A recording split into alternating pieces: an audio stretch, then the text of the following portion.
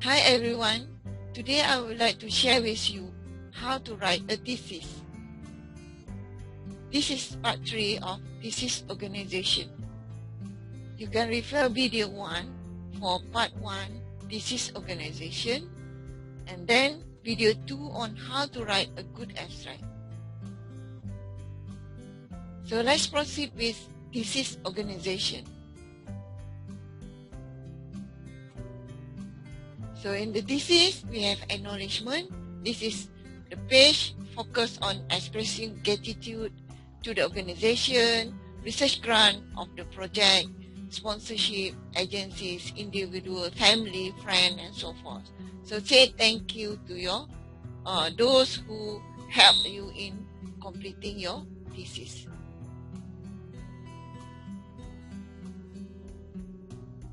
So I repeat, table of content, we have chapter 1, chapter 2, and so forth. So now we focus on chapter 1, this is introduction chapter. So what is the main barrier to write thesis? It's about the time. So plan your time.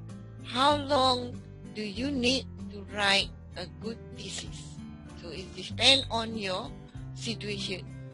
For PhD students, they have 3 years studies for optimum length. So you can plan maybe 6 months or 1 year to write a thesis. So for master student, might be you need less time, perhaps 3 months to write a thesis. So you have to plan, because everybody have their own time. How to be a writer? First, you need to read a lot. Then, you need to write a lot. So, after you read and read and read, then you will be a good writer. So, follow a good style in writing. There is no shortcut in writing. So, getting started, prepare a thesis outline.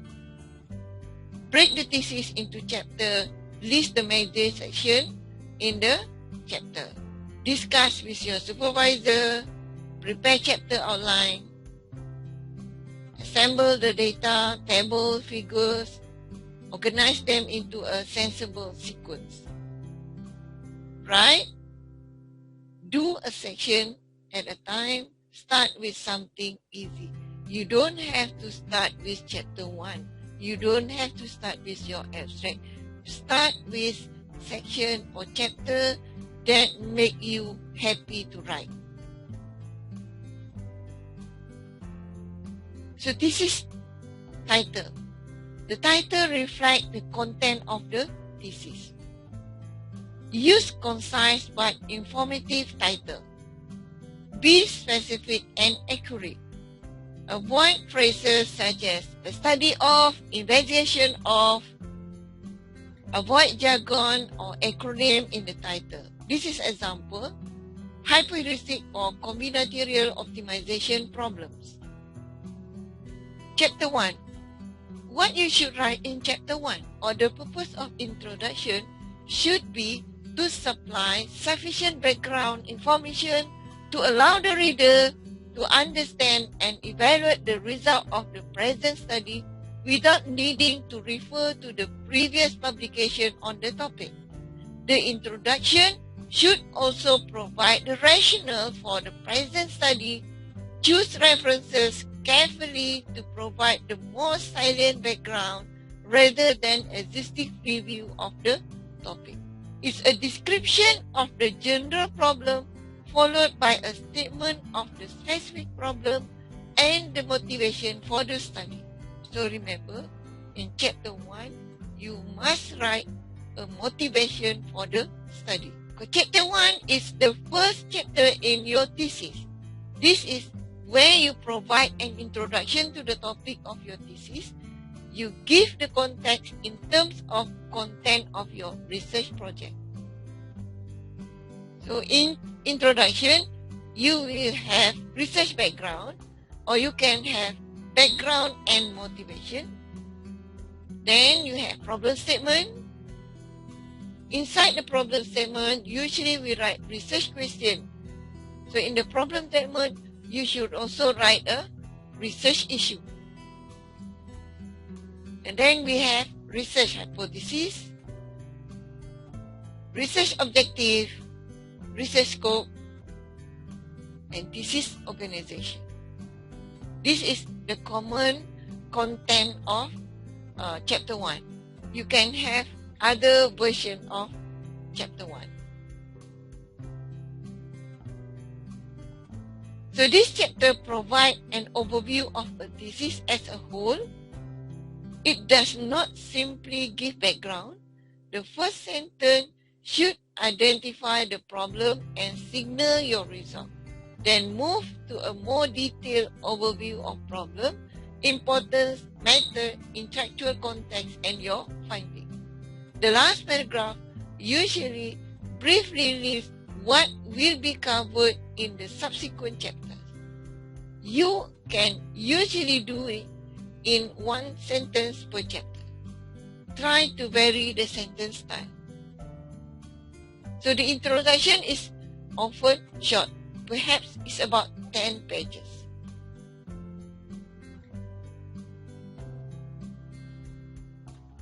So write it after you have written the body and conclusion chapters so that you know just what you are introducing. So what to write in the introduction? What do we know about the topic? Provide comprehensive and critical review of the major findings in the area. You are not supposed to write the whole literature review. Just choose what are the most important review that you need to include in your chapter 1. That is the major review, major critical review. So what we don't know, that is the gap in the knowledge. So identifying what the gap in our current understanding of the field are and why it is important that this gap be closed. So what are we now showing? A clear statement summarizing what's known, what needs to be learned, and what your paper aims to accomplish. So these are the content of introduction chapter, or can be the content of introduction in your journal article or conference proceeding. So how to write a good introduction? The first paragraph should provide a brief background in present tense to establish context, relevance, or nature of the problem, question, or purpose. That is what is known. The second paragraph may include the importance of the problem and unclear issue. What is unknown?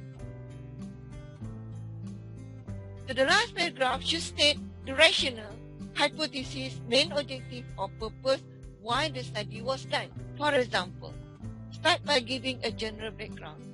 Alkalizing agents are important in the preparation of many traditional scratch-based fruit products. Examples include the use of lime in the production of tortillas and kansui, in the preparation of Chinese wheat noodles and waxy rice dumplings. Start by giving a general background. So how to write rationale and problem statement? Despite the age-old usage of alkalizing agent, there is still much which is not known concerning the effect of these reagents on scratch properties. Although the ability of equals alkali in inducing scratch welding is common knowledge, most of the work has been centered on NOH in systems containing relatively low scratch. So when you see the word like despite, although, however, that is the word indicate there is a rationale of the problem, or there is a gap, or there is an issue in that area. So use this word to show this is the gap. So what is introduction in article? How to write introduction in the article? same concept, writing introduction in thesis. But in article, it is more compact. So first, we start with broad information on the topic. That is, we tell about previous research, narrow the background information, the need for the study, focus of paper, hypothesis should come at the end of the introduction. Then summary of problem or the selling point. So overall, in article, it's about 300 to 500 words. In your chapter, in your thesis chapter, introduction is about 10 pages.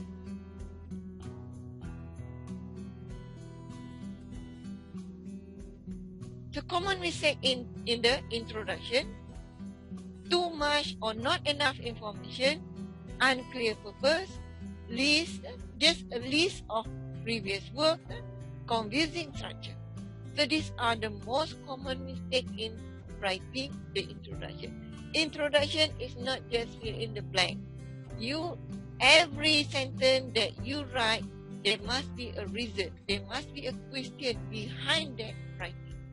So make sure that all your sentences has the objective.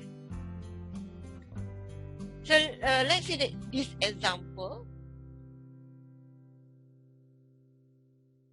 Deep brain stimulation, DBS, is a highly effective surgical therapy for helping people with movement disorder re-establish control over their motion function. So this is a topic. Much of its success has been based on long-term experience with surgical ablation for managing hyperkinetic and hypokinetic state. So this is significant of this area. So this procedure not only provided the impetus to develop a stereostatic apparatus for targeting deep brain structures and so forth. So these are all the background. Then, last sentence, however, despite the clinical success of DBS, we still lack a fully formulated theory for how DBS works. So you see, this is the gap. This is how to show the gap. Usually, we show the gap at the end of the paragraph. So, how to write a research background? It should contain a rationale for your research, which answer why are you undertaking the project? Why is the research needed? What motivates you to do the research? So the rationale should be within a place, the context of existing research, or your experience and or observation. For your thesis, it is the context of existing research. That means you must refer to other work related to your work.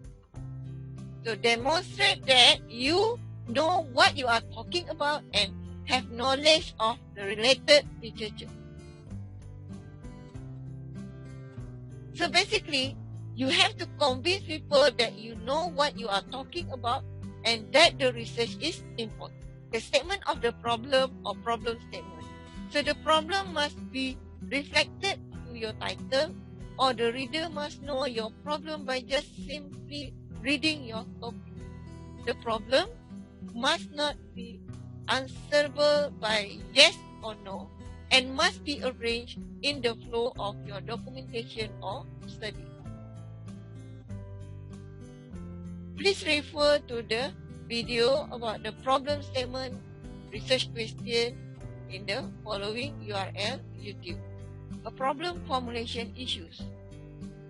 There is an iterative process to write a problem formulation. You might switch many times between checking the literature to see if your idea is relevant and refining the problem formulation back to searching the literature with new ideas and so forth. It takes a long time to develop a precise and specific problem formulation, but it is necessary to define your problem before any work can be launched. In practice, writing of final project formulation is done in interaction with your supervisors. When your problem formulation has taken its final form, you are ready to develop an overall research objective a number of specific objectives stating exactly what action will be taken in order to address your stated characteristic of good research topic. Interesting. Keep the researcher interested in it throughout the research process.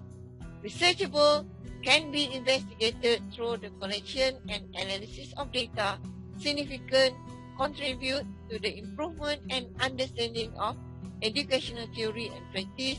Manageable fits the level of researcher's level of research skill, needed resources, and time restriction.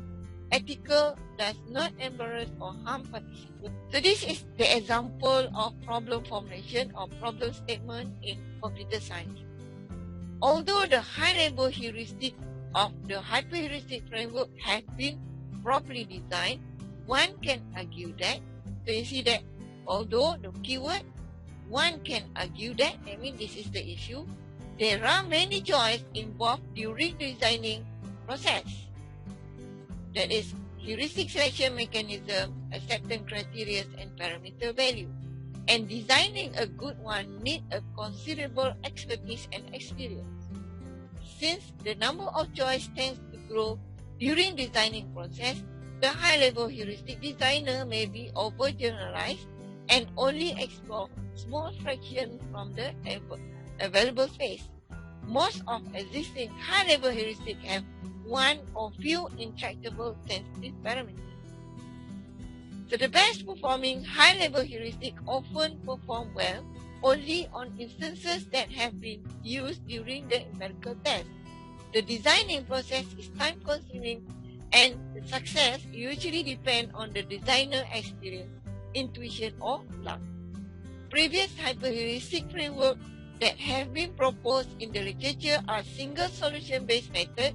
This is stated by Clavish and Cowling and Burke et al.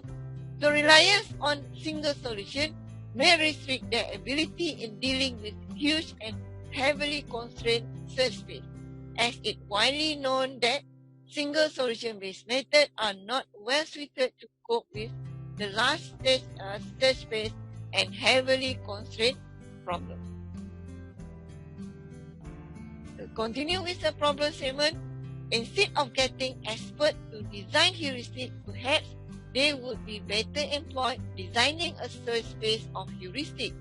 That is, all possible heuristics or promising subset of heuristics, and a framework in which the heuristic operates, and letting a computer take over the searching for the best one. This is stated by Burke et al. 2009.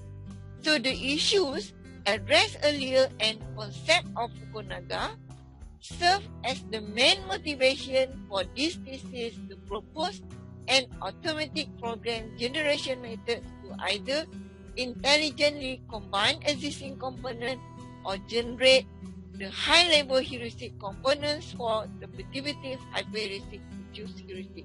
You see the keyword motivation issues. So you must state this keyword to drag attention, to drag reviewer or to drag the examiner's attention to see what are the issues that you are tackling, what motivates you to do this research, which work do you follow. Okay, remember this, you must write the word motivation, issues in your problem statement. Okay, for research hypothesis, please refer to video in this YouTube. So the aim and objective. The aim is the overall driving force of the research, and the objective are the means by which you intend to achieve the aim. So this must be clear and concise. Similarly, for research objective, I have created a video. So this is the URL. Please view this video. Then we have scope and delimitation. The scope is mainly the coverage of your study, and delimitation is the limitation of your study of, for example, for scope and delimitation, this study was conducted at the University of Manila and limited only to the currently enrolled students of the college and business administration in the practicum course. So the range of study was from November 2010 to March 2011. So this study will be limited only to assess the factors that affect the on-job training of the student. So you must say what are the scope of your research. Then finally, in chapter 1, we end up with the thesis organization. This is briefly discussed about the content of other chapters in your thesis, that is chapter 2, 3, and until the conclusion chapter. So thank you for listening. Thank you for your time.